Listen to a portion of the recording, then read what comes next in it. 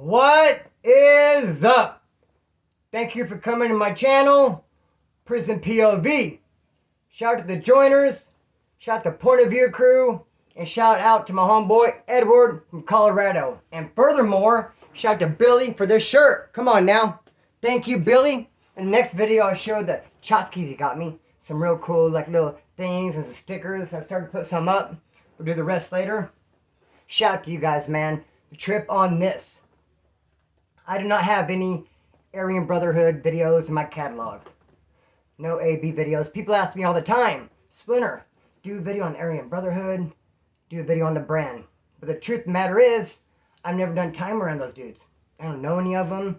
I don't have anything to add. I don't have any stories to share. However, I recently just came upon a story. It's common knowledge, but it's not widely circulated. And I'm certain that majority of guys have not heard it. I'm certain of that. I just heard it my damn self.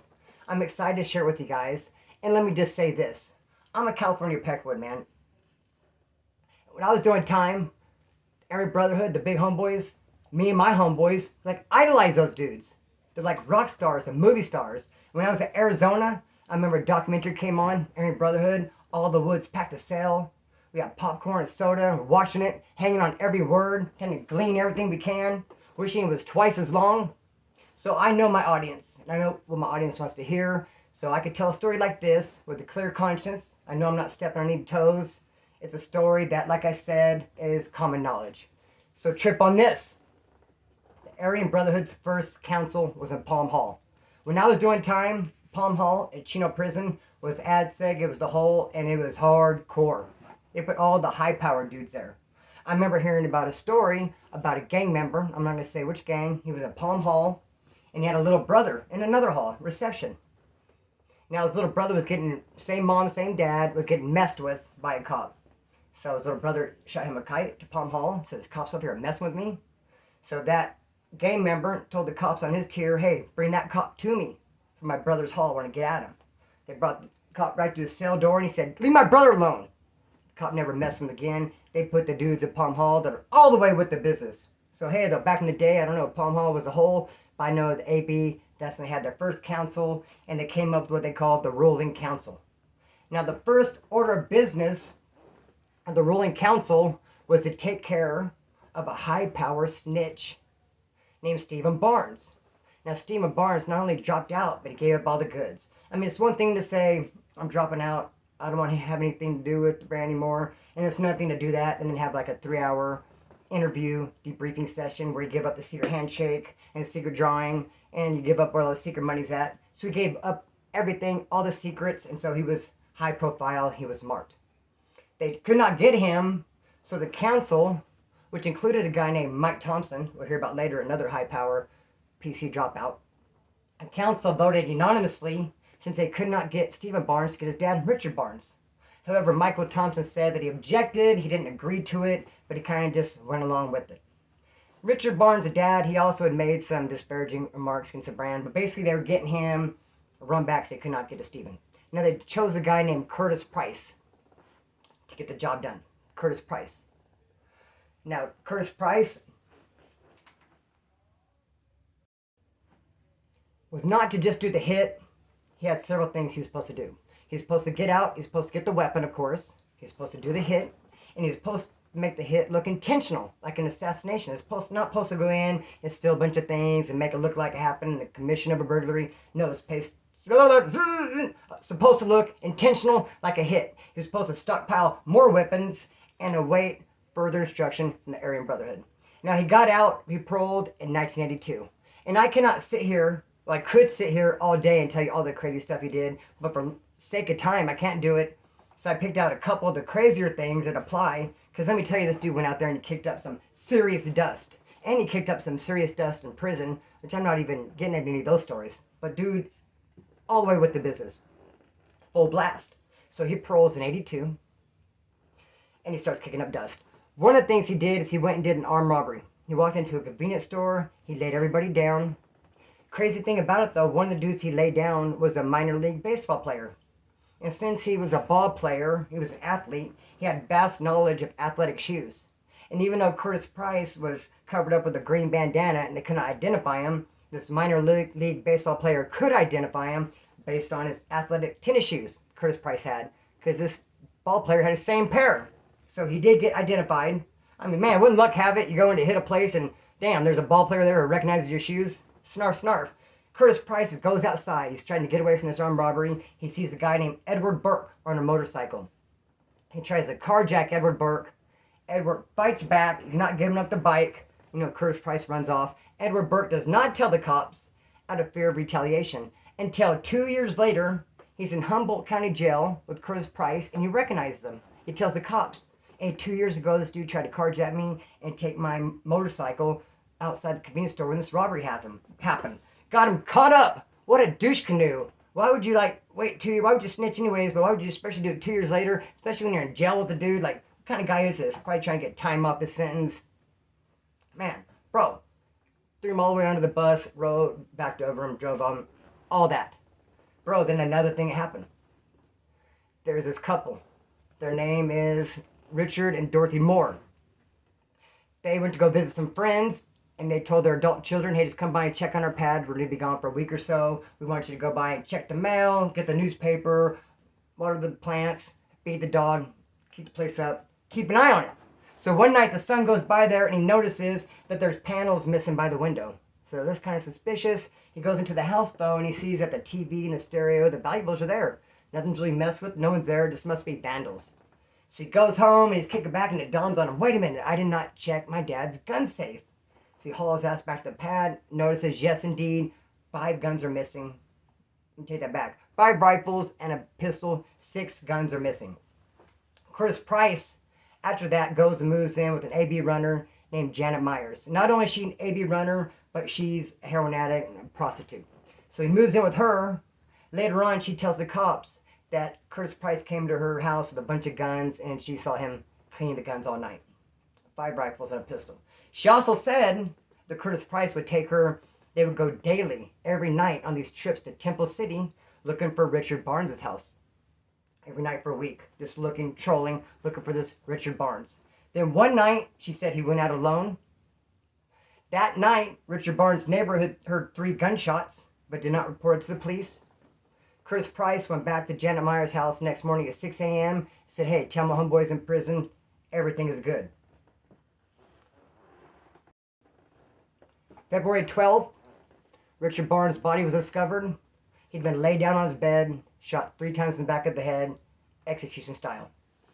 Now, September 1985, Michael Thompson blew everyone all the way away. He just blew everyone's mind by dropping out and debriefing.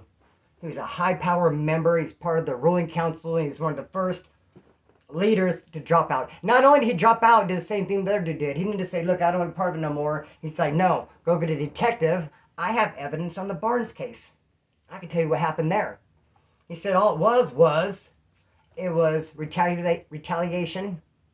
We got Richard Barnes, retaliation for what his son Stephen Barnes did. We were able to get him, so we got his dad, and I was against it the whole time. That's one of the reasons I'm stepping back. And not only can I give you the evidence to support what happened and tell you who did it, but go talk to a lady named Janet Myers. She's incarcerated. Go hit her up. She can tell you too. Now the cops did go find Janet Myers and ask her, hey, what's up? Do you know anything about this Richard Barnes and this Curtis Price and all the stuff going on? She said, no, I have no idea. Barking up the wrong tree. I want nothing to do with it. I don't know. You're asking the wrong person. Not guilty. I have no idea. No bueno. Chale. I don't know. So they went and told Michael Thompson, like, no, she's saying nothing. So what they did, they got real sneaky now. They got manipulative. They put Janet Myers and Michael Thompson, they shipped them both to LA County Jail and put them in an interview room together. And that way, Michael Thompson can work on her and coerce her and talk her into flipping. And he told her, look, you're getting ready to be a victim. You're in the sniper's eye. They want to get you next. They think you're a liability. Like, you should have already been got. I'm surprised you have not gotten got because you're marked too. Like, your best bet would just be cooperating to flip. So Michael Thompson talked her into it. She flipped. She got 2 months knocked off her sentence and she went into witness program and where she only made it 2 months. And then she left. Now, Curtis Price went to trial in 1985. The messed up thing about it is he was not present at his trial, which is a real big problem. It ended up coming up in the appeals process. And the thing was, the judge wanted to chain him to his chair. which he refused. I mean, can you blame the guy? I wouldn't want to be chained to my chair either. And I told you a lot of crazy stuff this dude did in prison. I didn't get those stories and stuff on the streets. He actually had to shoot out with the cops. He got shot with a shotgun. He had some buckshot still in his leg. That's why he had a lot of problems with leg irons. Later on, when he was in the shoe, he'd do a lot of hunger strikes because he didn't want leg irons on his ankles because the buckshot. So he certainly didn't want to be chained to his chair during trial.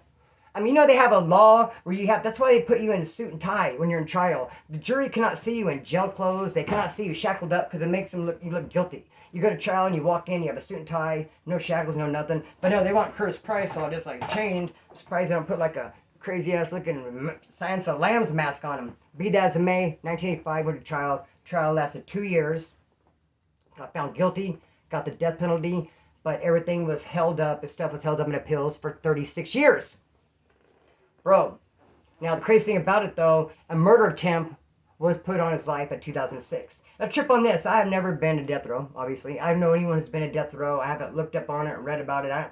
Do they get day room? They get yard? I mean the hole, they grab you and snatch you and throw you and put you in a hole, in a cell. And then every couple of days you'll get a couple hours of yard. Is that how death row is? Do you have a cellie? I don't know, bro. I don't know how this dude was in death row in a murder attempt.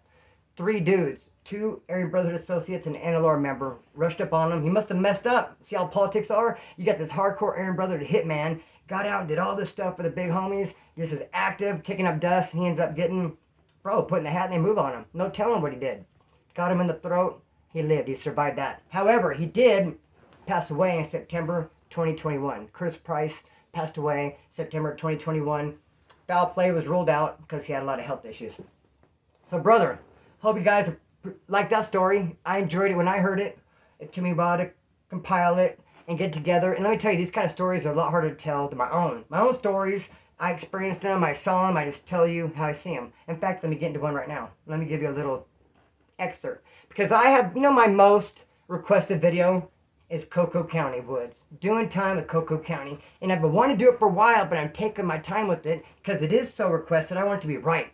I want it to be good. And I'm real thinking, man. I'm trying to think of all the stories. Everybody I know in Coco County, I'm really just digging in, homeboy. And so, look, I'm going to give you an expert excerpt. Because I have a lot of the stories ready to go. Bro, I'd like to do the Coco County Wood tomorrow. If not, I have another video planned. But this week, man, let me give you an excerpt. There was a dude who showed up from Coco County, and he had an R. If you know, you know. I'm not going to say what an R is. If you know it, you know. Dude showed up with an R. Now, we're on a main line now. I don't know how he made it through county jail and didn't get harmed, but a lot of times you could come in with some funny charges, come up messed up, do messed up shit, and kind of get through county jail. A lot of people put their blinders on, they're fighting their own charges, maybe they messed up themselves. I've seen people slip through county jail and showed up at reception when they should have got and they didn't. Then a lot of times they even make it through reception. They're able to just hold back, the people don't know them, different things. How come sound like said back? Anyways, oh man, I hate when that happens. Hold up real quick. Wow, snarf. Bro, the light went out. Never that. I need the light. Kind of funny, I'm doing the Aryan Brotherhood video, portion of the video, and I was trying to be all professional and get it right. Then I slip over to one of my stories, and I'm all snarf, yoo-hoo, kicking up the lingo. I'm like, yeah, guys, this is what happened. So anyways, bro, this dude made it through county jail, made it through reception with an R, gets the main line. It's crazy because the dudes from Coco County, look, those 2 dudes that were twins, they looked nothing alike. And there are these 2 brothers that looked identical. And they would say the twins from Coco County, I always thought they meant the 2 brothers looked identical, but of course they'd be referring to the twins who look nothing alike. I mean, objects in mirror, close and they appear, bro. It's like, you're trying to tell me these dudes are twins, they look nothing alike, and these dudes are not twins, they're identical, and you're mad at me for getting them confused. When you say, go tell the twins this, and that happened, I told the wrong people. Bro, we'll get into that in the Coco County video, but trip on this. The twins pushed up on the dude, and he's trying to explain himself. I have this R, but it's my wife. How can you get an R on your wife? She said no. I said yes. She's really just trying to get me in trouble. It didn't go down like that. She lied in the police report. But look, here's my last name. The victim's last name is my wife. How can you get an R on your wife? I should not have any kind of discipline. She lied. She should be disciplined. She got me caught up. I'm like, okay, we'll figure it out. We'll deal with it. They're going to get that ass. Anytime you're going to get somebody, you always tell them, no, you're cool. You're cool. Everything. Yeah, I agree with you. No problem. You don't ever go, what, dude? You're in the wrong. Because then you would, what? And you might run. So you make him feel comfortable. No problem. Went and got a razor blade. This dude, he had like a ring. He had a razor blade attached to his finger somehow. And he just walked right up to him and just slapped him with that razor blade ring thing. And it laid him open, bro. Par laid his ass open. You can't feel razor slices. You can't. You can feel paper cuts though, huh? Paper cut. Ow! Razor slicers. I jumped a razor wire fence, bro, got all sliced up. Ask Green Eye Gemini. Shout out to Green Eye Gemini. When she saw my razor slices, she's like, damn, those are hardcore. I jumped a razor wire fence, dude, and I got slices. My finger almost got cut off. Then I got bit by a canine. Dude, I didn't feel the razor slices, dude. He didn't feel it when dude sliced them. He didn't feel it, dude, but it laid him open. And we're all just like, waiting for it to start bleeding. It did not bleed at all. It didn't bleed. It just went open like this. Dude thought he got slapped, and he's like, yeah, man, I told you, it's my wife explaining. We're just like, when we start bleeding. Couldn't believe that it hadn't thus far. And he's explaining. Next you notice, boom, gush. Just gush, bro. And you know what he did? I've seen this happen so many times. He ran in a circle, and since we're by the weight bar, the weight area, the weight pile, we don't have weights. We have, like, you know, bar work. By the dip bar, he ran into it. Bro, I've seen so many people get stabbed, attacked, punched, hit, rocks thrown at them, hit somehow. They always run in a circle and then run into a wall. I've seen it so many times. This dude didn't fall. He ran in a circle, boom, ran into the thing, fell down. Bro, they ended up getting him off stretcher. He was all jacked up. Who knows, bro? But I know, don't get caught with an R, homeboy. Never that. Not even on your old lady, dog. That's foul.